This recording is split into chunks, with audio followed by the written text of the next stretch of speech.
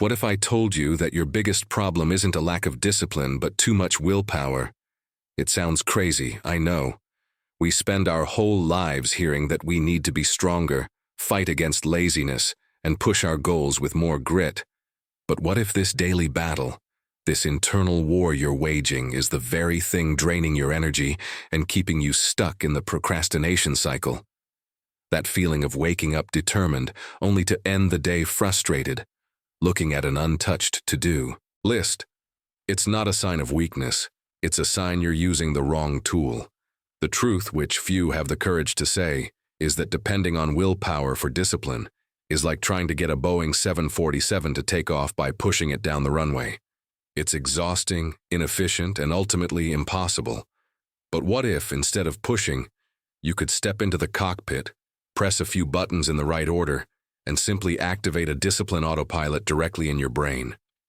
In this video, I'm going to show you the 4-step method, inspired by elite pilots, to install this system directly in your brain. A system that doesn't depend on your motivation, and that works even on your worst days. Are you ready to stop fighting and start flying?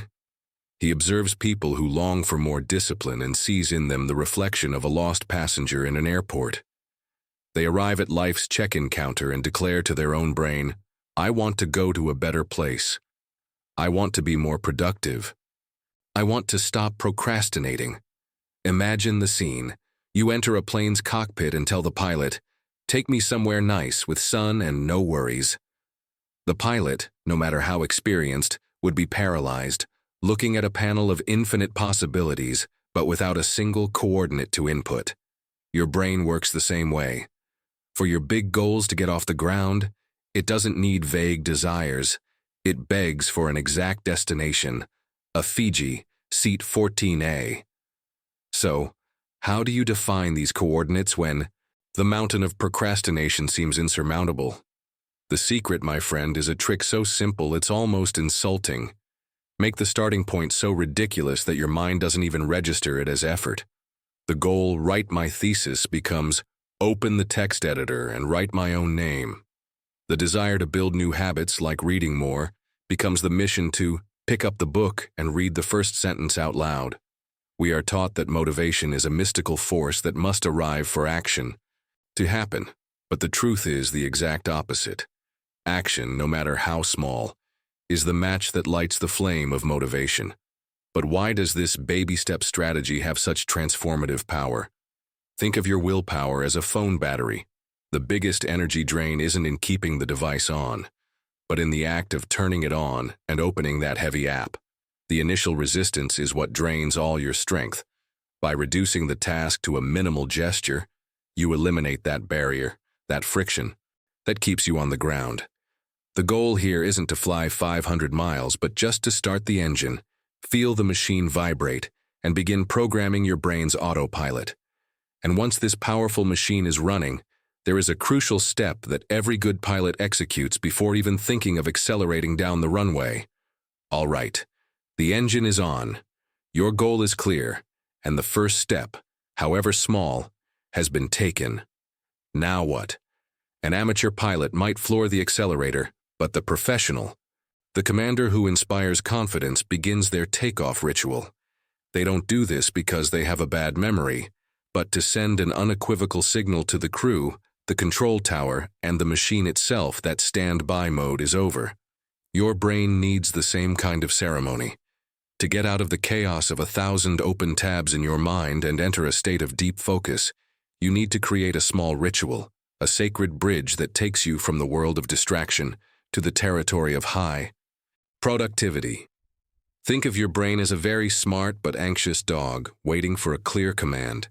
If you just shout, "Focus," at it, it will look at you, confused, not knowing what to do.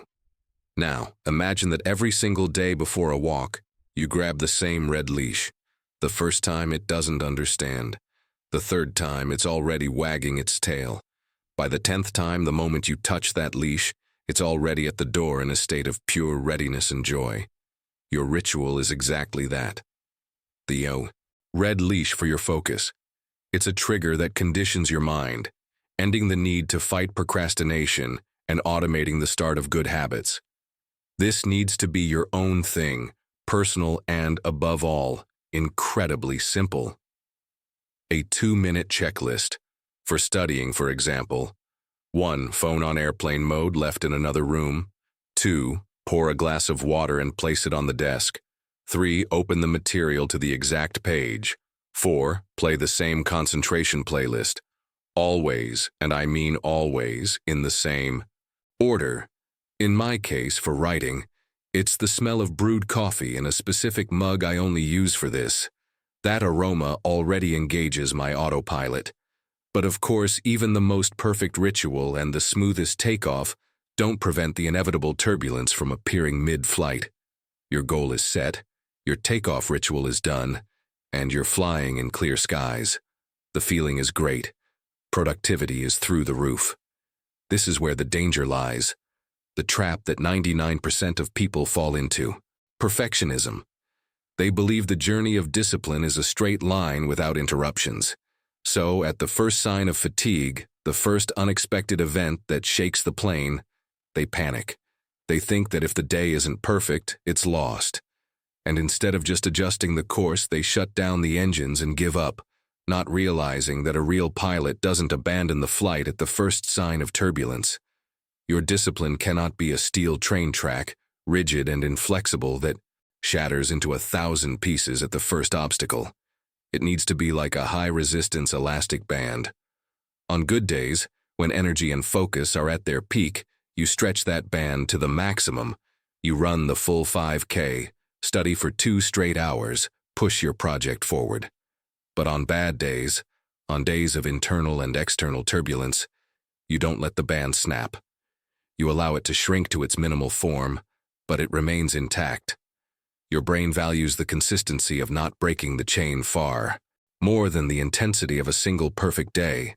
That's why, for each of your habits, you need an emergency version. It's your flight plan for stormy days. Your goal is to run 5K. The minimum acceptable is to put on your sneakers and walk around the block. Your objective is to study for 2 hours. The minimum is to read your notes for 10 minutes.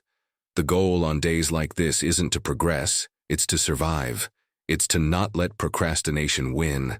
It's to show yourself that you're still in command, keeping the autopilot engaged even if at minimum altitude.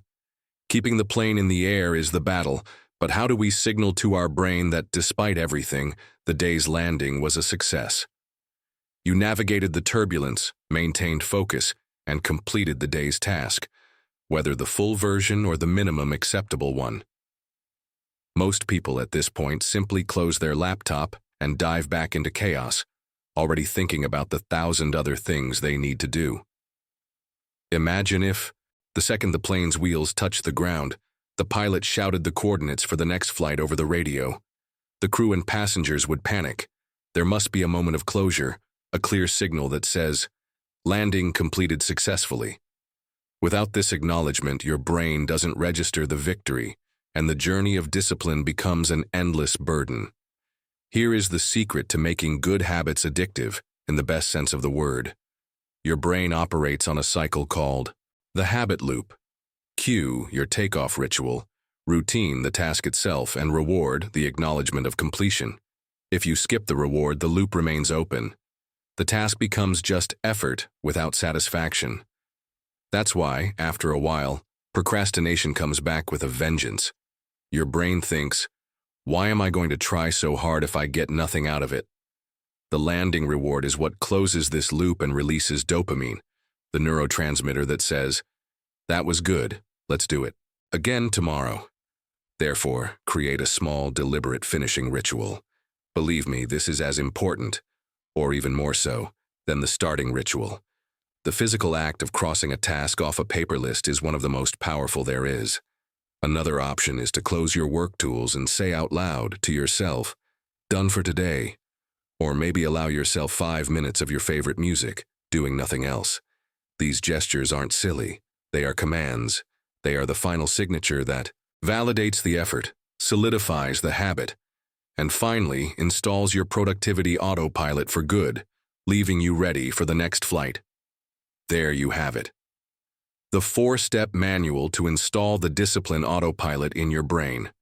You've learned to set a clear destination, create a takeoff ritual, navigate the turbulence of bad days, and reward the landing so your brain wants more.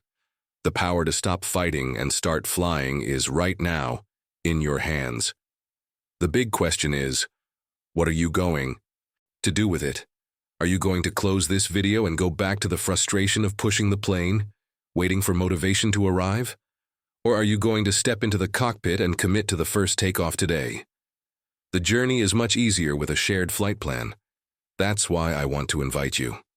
Tell me here in the comments, what will be your 2-minute takeoff ritual? What is the very first step, that ridiculously small action you're going to take today to activate your autopilot? Sharing your goal is the first step to making it real, and I want to be your witness. I will read and reply to as many comments as I can so we can take off together. Finally, if this content helped you see a new path, and if you want to keep receiving flight plans like this to unlock your personal and professional life, do 2 simple things. Subscribe to the channel and activate the notifications. That way, you guarantee your seat on all our upcoming trips. Thanks for flying with me today. Now, go and take command.